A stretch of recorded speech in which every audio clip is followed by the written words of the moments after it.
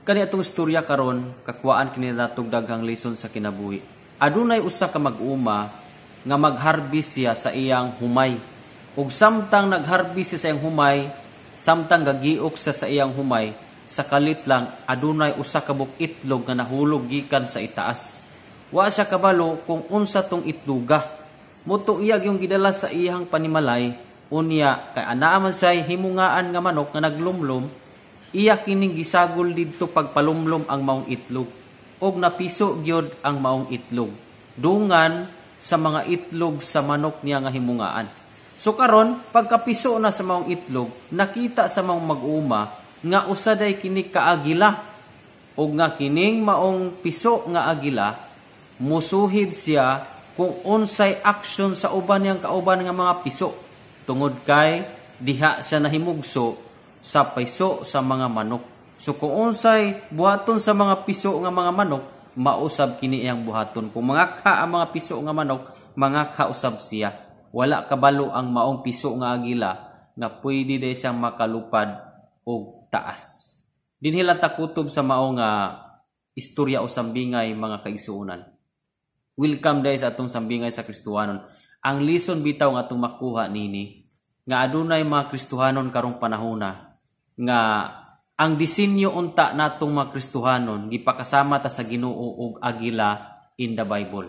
Matud pa sa Isaiah chapter 40 verse 30 to 31 atong basahon diri. Bisan ang mga batan-on maluya og kapuyan og kabsag umoy, apan kadtong mosalig sa Ginoo, makabaton og bag-ong kusog, manglupad sila daw agila, managan sila og dili kapuyan, manlakaw og dili maluya.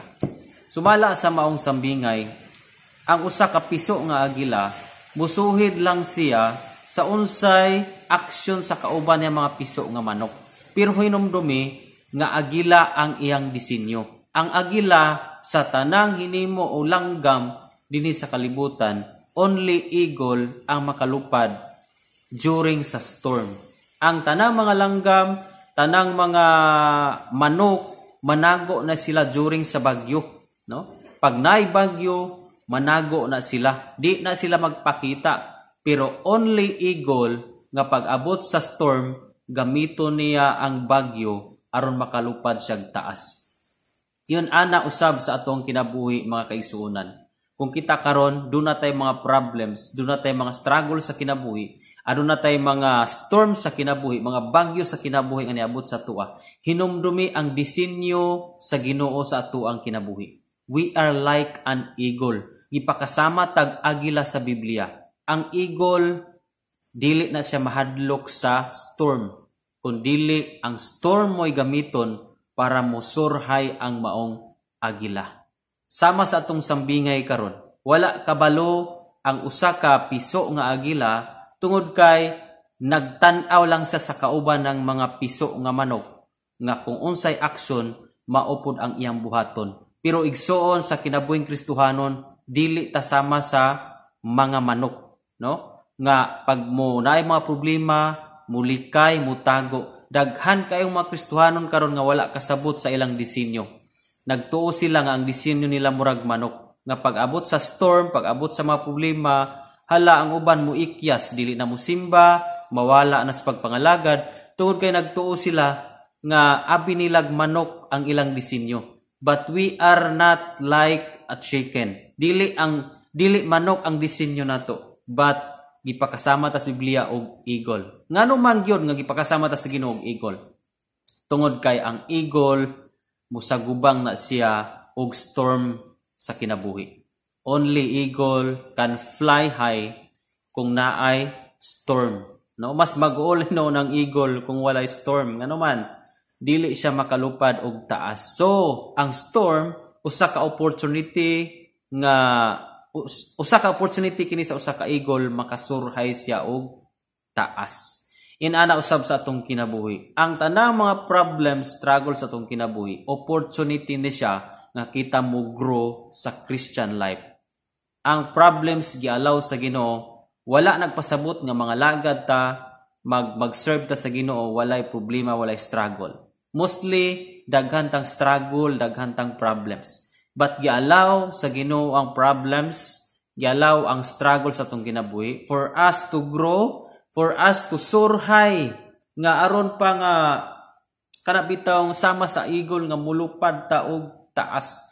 Gusto ang Dios nga taas ang atong maabot sa atong kinabuhi. Pero kanus man ay mahitabo kung nasabta nato nga ang disenyo nato gipakasama dayta og agila. Tanawa ang giingon diri sa 40, Isaiah 40:31. Kadtong musalig sa Ginoo makabaton og bag-ong kusog, manglupad sila daw agila. No? Grabe no? Nung we need to trust the Lord sa atong mga trials, mga kalisdanan karon, problema, mga balatian ug unsa pa na mga struggle nga atong giatubang karon sa kinabuhi, relasyon ba, unsa pa na financially ba, o unsa man mga kagulyang sa atong mga pamilya ba, o mga dili pagsinabtanay, we need to trust the Lord. Kinahanglan tang musalig sa Ginoo, kay ang musalig sa Ginoo matud pa na dinha makabaton og bag-ong kusog o new strength. Kung kita masaligon diay sa Ginoo nga atong gialagaran, tagaan ta niya og kusog. Nga kana nga kusog mao na say magamit nato aron nga madaog nato ang mga kabug-aton, mga problema nga dili mapas-an ug ikaw ra, no? Ang gusto sa Dios nganong dunay tay mga problema aron nga kanunay tang musalig kaniya, kanunay tang mutras niya kay siya ang makahatag og bag-ong kusog sa atua. We are like an eagle. Ang eagle mga igsuon mao na siya'y taas ug panglantaw sa kinabuhi. Gikan pa lang sa itaas, nagkasurhay siyag taas, nakalupad siyag taas, pero ang ihang mga mata, sharp kay siyag pananaw. Gani makita niya ang isda sa ilalom sa dagat. Ang isda nga galangoy-langoy, makita niya dito sa itaas. Munang mutiorok siya, mutigsop siya, bisan pinakalayo, kay nganuman nakita niya, iyang adtuon ang iyang nakita nga kalanon. Dapat inana ang atoang mindset as a Christian. We are like an eagle, no? Gusto ang Dios nga taas tag panglantaw sa kinabuhi. Nga dili lang mubo tag panglantaw sa kinabuhi. Dili lang nga yutan-on ang atong panglantaw sa kinabuhi. Kay kasagaran sa mga tao karon, halos ang panglantaw sa kinabuhi kalibutanon lang yun ang gipalabi. Mga material things, mga bahandi ni kalibutana, mga tinguha, pangkalibutan lang yun, no? Atong usbon atong mindset kay we are like an eagle ipakasama tag agila. Dapat ang atong mindset, ang atoang panglantaw sa kinabuhi, taas ang atong panglantaw sa kinabuhi. Dili lang takutob diri sa kalibutanon nga panglantaw mga tinguha, kundi magtinguha usab ta sa mga langit ng mga butang. Kanang giingon sa Colossus 3:2 nga set your mind on heavenly things, no? Hunaa ang mga butang nga langit non, dili ang mga yutanon. Inana ang eagle, taas kay sa panglantaw sa kinabuhi. Bisan unsa kalayo sa usa ka butang nga tanawon, makita na niya kay ang iyang mata sharp kayo siya ug tin-aw kayo ang iyang panglantaw sa kinabuhi. Igsuon ko diha sa Ginoo ang makapatin-aw sa atong panglantaw mao nga kita musalig sa Ginoo. Gawas kung dili ta musalig sa Dios panahon sa mga problema, malubog gyud ang ato ang mga panglantaw sa kinabuhi. Dali gyud kayo tang kana bang mablard, dali kayo tang kana bitawng mahanap ang ato ang panglantaw sa kinabuhi kung di ta musalig sa Dios. Kadtong musalig sa Dios, makabaton gyud maayong panglantaw sa kinabuhi, tin-aw nga pananaw sa kinabuhi. Salamat mga kaigsuunan sa imong pagpadayon sa pagtanaw ini nga sambingay, and hopefully ma-share nato ni nga sambingay kay daghan nga Kristiyanon karon nga kanabitang sama sila sa manok, pero ang disenyo nato, we are like an eagle. Glory to God. Kung bago pa kani nga channel, ayo kalimot sa pag-subscribe para updated ka sa daghan pa natong mga istorya. Pero daghan na kay tang na-upload mga istorya, paki-visit lang kung naa kay panahon. And kita-kita na punta sa next na po natong sambingay. Salamat, pasidunggan ang Dios. God bless.